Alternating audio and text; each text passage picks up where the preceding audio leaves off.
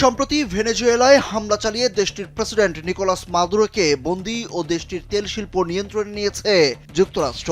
ওই ঘটনার পর প্রতিবেশী আরও কয়েকটি দেশকে একই ধরনের হুমকি দিয়ে চলেছেন মার্কিন প্রেসিডেন্ট ডোনাল্ড ট্রাম্প।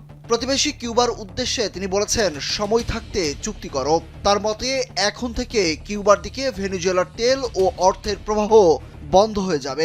এর ফলে হাভানা তাৎক্ষণিকভাবে সিদ্ধান্ত নিতে বাধ্য হবে। ট্রাম্প তার ট্রুথ সোশ্যাল অ্যাকাউন্টে পোস্ট করে বলেন, কিউবার দিকে আর তেল বা অর্থ যাবে না। আমি দৃঢ়ভাবে পরামর্শ দিচ্ছি, দেরি হওয়ার আগেই তারা একটি চুক্তি করুক। স্যান্ডেলিনা সো, রূপচর্চায় আভিজাত্য।